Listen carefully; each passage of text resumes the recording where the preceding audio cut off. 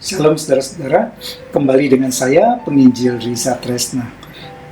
Hari ini kita akan melanjutkan doktrin keselamatan kita di sesi yang kedua, yang temanya adalah apa artinya diselamatkan. Jadi kalau di sesi pertama kita sudah belajar bagaimana kita bisa yakin dengan keselamatan kita, dan itu adalah satu keyakinan yang alkitabiah, bukan berdasarkan perasaan kita saja. Maka hari ini kita akan belajar apa artinya saya diselamatkan. Apa artinya? Dan sama seperti sesi yang pertama, ini bukan bertujuan untuk berdebat posisi teologis, tapi sama-sama kita boleh merenungkan kembali, menemukan keagungan dari karya pengorbanan Kristus yang menjadi jaminan keselamatan bagi kita orang-orang percaya kepadanya. Nah, di sini saudara-saudara sekalian, apa kalau begitu tujuan pembahasan ini? Mengapa tema ini menurut saya sangat penting? Karena menurut saya konsep saudara tentang apa artinya diselamatkan itu sangat besar dampaknya. Kalau konsep saudara tersebut salah, maka itu bisa fatal. Bisa sangat fatal, saudara-saudara sekalian. Mengapa? Contohnya, kalau saudara berpikir arti diselamatkan adalah saudara dibaptis, setiap hari Minggu datang ibadah ke gereja, dan menjadi orang baik dan seterusnya, maka itu sudah menunjukkan saudara salah mengerti apa artinya diselamatkan. Dan saudara membuat anugerah keselamatan itu menjadi terlalu murah. Kalau hanya demikian bagi saudara keselamatan itu. Nah, di sini konsep paling penting. Maka kita perlu belajar doktrin keselamatan karena saudara perlu tahu apa artinya diselamatkan. Tentu saya tidak mengatakan kalau konsep saudara benar maka itu akan menyelamatkan saudara. Konsep tidak akan bisa menyelamatkan. Itu hanya akan menjadi satu konsep. Tapi saudara perlu memiliki konsep yang benar. Konsep yang benar lebih dahulu, kemudian menghidupi konsep yang benar tersebut. Disitulah saudara bisa menghidupi dengan benar apa artinya diselamatkan. Nah, ada dua jadi saudara-saudara sekalian terkait dengan apa artinya diselamatkan. Saya bagi menjadi dua. Pertama, secara teologis. Tentu karena keterbatasan waktu kita tidak akan bahas detail sekarang ini, tapi secara garis besar saudara mungkin perlu tahu secara teologis apa sih artinya saya diselamatkan. Baru yang kedua secara praktis. Secara teologis, mengapa itu penting? Karena itu adalah keselamatan kita, sesuatu yang bisa dijelaskan secara rasio. Walaupun tidak bisa dengan tuntas, perlu iman, tapi saudara kita perlu belajar supaya bisa juga memahami dengan tepat bagaimana proses keselamatan itu bisa saudara terima. Dan secara praktis, ini juga jauh lebih penting. Bagaimana saudara bisa dengan tepat mengerjakan keselamatan tersebut? Seperti yang kita sudah bahas dalam sesi pertama. Kalau saudara pun tidak paham apa yang harus dikerjakan selain pergi ke gereja hari Minggu. Atau mengapa ini penting? Bagaimana saudara bisa tahu bahwa selama ini mungkin sebenarnya saudara belum mengerjakan keselamatan tersebut, tapi saudara sudah berpikir demikian. Di sini penting kita perlu tahu baik secara teologis maupun secara praktis. Teologis inilah yang menjadi dasar dari hal praktis yang kita lakukan. Nah, saya mau secara singkat, apa artinya diselamatkan secara teologis? Di sini ada 3 pertanyaan penting yang harus dijawab. Pertama, secara teologis, saudara harus tahu mengapa saya harus diselamatkan. Pertanyaan kedua, kapan dan bagaimana terjadinya keselamatan itu? Yang ketiga, apa yang terjadi setelah saya diselamatkan? Secara singkat saya mau bahas pertanyaan pertama terkait dengan teologis dari doktrin keselamatan. Mengapa saya harus diselamatkan? Kembali lagi kepada kejatuhan manusia dalam Kejadian. Kalau saudara ingat di situ Adam jatuh ke dalam dosa, dan karena kejatuhan Adam maka seluruh umat manusia di bawah Adam itu mewarisi dosa asal, dosa turunan dari Adam sampai kepada kita. Sehingga kita semua mengalami kematian rohani. Status kita adalah orang berdosa dan kita harus menerima murka Allah. Kita bermusuhan dengan Allah. Dan di sini makanya kita harus diselamatkan karena apa? kerohanian kita sudah mati itu harus dihidupkan lagi. Kita harus dirubah statusnya yang tadinya orang berdosa menjadi orang benar. Dan kita harus diperdamaikan kembali dengan Allah setelah sebelumnya kita bermusuhan dengan Allah karena dosa yang kita warisi dari Adam. Itu pertanyaan yang pertama, mengapa saudara harus diselamatkan? Karena kejatuhan manusia di dalam dosa. Lalu pertanyaan kedua, kapan dan bagaimana terjadinya keselamatan? Itu juga tidak akan saya bahas detail, tapi yang saya pegang adalah terjadinya keselamatan itu. Posisi teologi saya adalah itu dimulai dari pemilihan Allah. Efesus 1 ayat 4, Allah memilih, bahkan di dalam kekekalan sebelum dunia dijadikan, Allah telah memilih untuk menyelamatkan orang-orang yang dia pilih untuk selamatkan. Dimulai dengan pemilihan Allah, kemudian dilanjutkan dengan panggilan efektif. Injil diberitakan. Kemudian akibat dari panggilan itu maka ada kelahiran baru. Mengalami lahir baru, regenerasi, kelahiran kembali. Lalu regenerasi itu akan menghasilkan iman dan pertobatan. Lalu kehidupan kita dibenarkan. Terjadi pembenaran kita yang orang bersalah, jadikan orang benar. Kemudian kita juga di pengudusan. Status kita adalah orang yang kudus dan sekaligus masih sedang terus dikuduskan. Sampai pada akhirnya nanti pemuliaan. Itu terjadinya keselamatan secara teologis, dan karena waktu tidak mungkin saya bahas karena ini begitu detail. Tapi secara garis besar kurang lebih dari itu. Allah memilih, Allah panggil, Allah melahirbarukan, sehingga saudara memiliki iman, saudara bertobat, kemudian status saudara dibenarkan, saudara dikuduskan, sampai nanti waktunya pemulihan. Dan pertanyaan ketiga, pertanyaan teologis ketiga, apa yang terjadi setelah saya diselamatkan? Di situ perubahan status yang orang berdosa menjadi orang benar, orang kudus. Perubahan relasi dengan Allah. Tadinya relasinya bermusuhan dengan Allah menjadi berdamai kembali dengan Allah, diperdamaikan kembali dengan Allah oleh karena Kristus. Dan terjadi yang ketiga, perubahan relasi terhadap dosa. Saudara tadinya suka terhadap dosa, terus kita jadi membenci dosa, walaupun kita masih mungkin bisa jatuh di dalam dosa tersebut. Itu secara teologis. Sekarang secara praktis, saudara-saudara sekalian, seperti apa terjadinya sebenarnya kalau proses keselamatan itu? Pertama kali yang harus terjadi kalau bicara keselamatan itu dimulai dengan kelahiran kembali atau lahir baru. Yohanes 3 ayat 12. Tadi roh kita sudah mati karena kejatuhan Adam dalam dosa. Itu harus dihidupkan kembali supaya apa? Supaya kita bisa mencari Allah.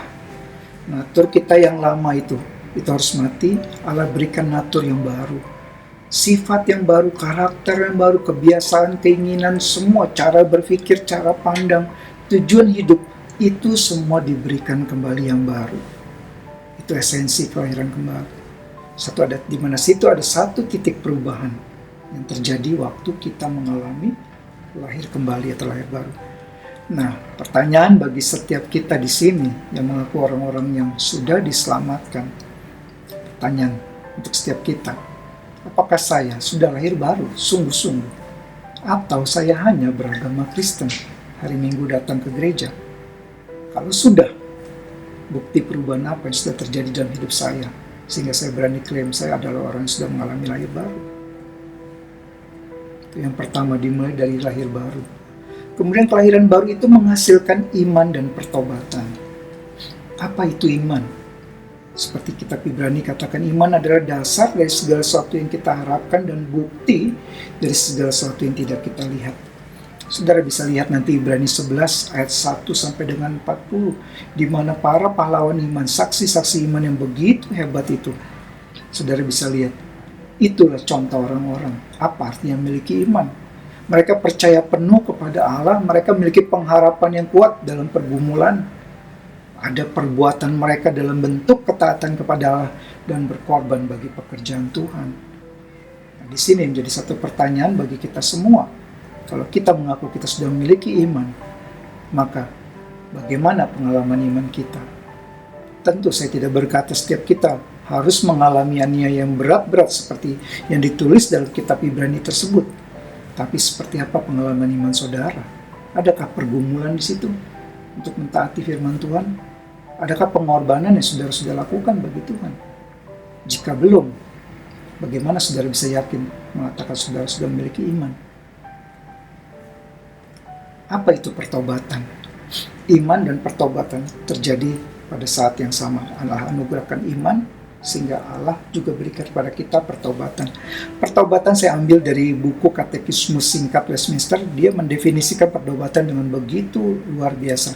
Demikian, pertobatan yang memimpin hidup adalah anugerah yang menyelamatkan, dimulai dengan anugerah, yang dengannya seorang berdosa oleh suatu kesadaran sejati akan dosanya dan pemahaman akan belas kasihan Allah di dalam Kristus, dengan kesedihan dan kebencian yang sungguh-sungguh terhadap dosa. Jadi langsung mulai membenci dosa, berpaling dari dosa kepada Allah dengan ketetapan hati, serta usaha yang sungguh-sungguh untuk mencapai ketaatan yang baru. Usaha yang sungguh-sungguh untuk mencapai ketaatan yang baru.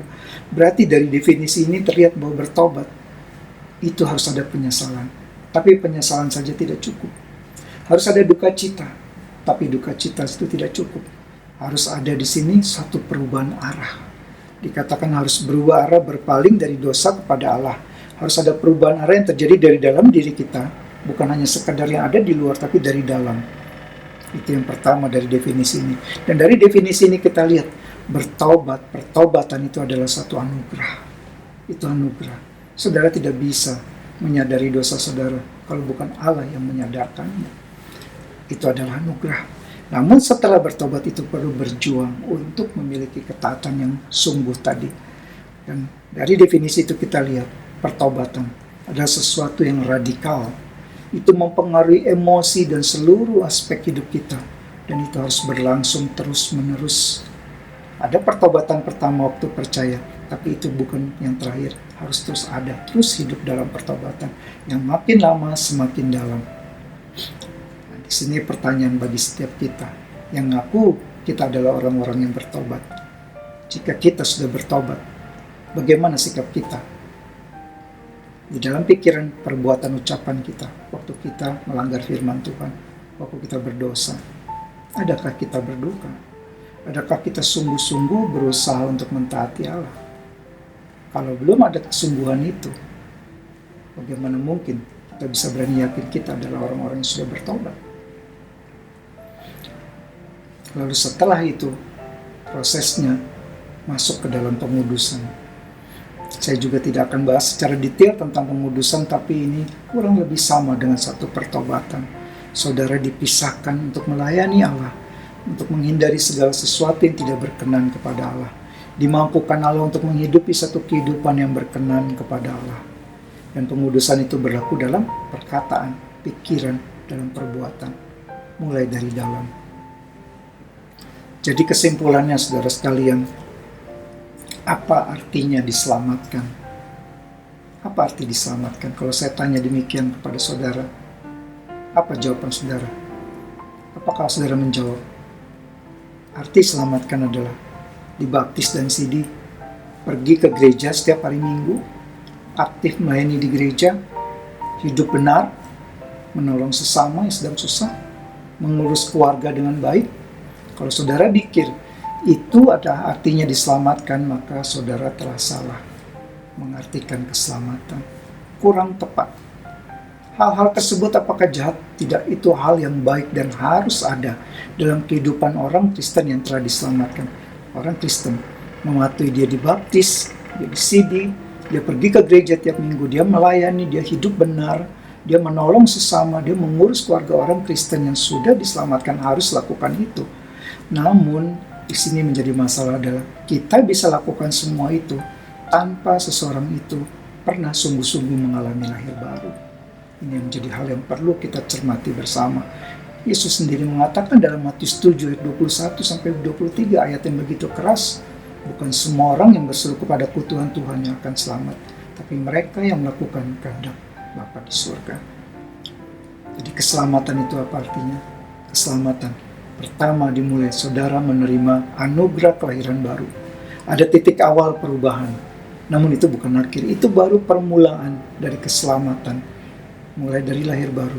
Setelah itu ada kesungguhan dalam pertobatan, iman yang nyata dalam ketaatan dan perbuatan nyata bagi pekerjaan Tuhan, bagi sesama kita, dan adanya satu kehidupan yang berbeda dari dunia ini. satu pengudusan. Jadi kalau didefinisikan, orang yang telah diselamatkan bukan hanya orang yang tadi pergi gereja, hidup baik, aktif melayani, mengurus keluarga. Tapi bukan hanya itu, tapi orang yang sudah diselamatkan adalah orang yang sudah mengalami kelahiran baru, yang terus menjalani pertobatan dan kehidupan yang dikuduskan menjadi makin hari makin serupa dengan Kristus.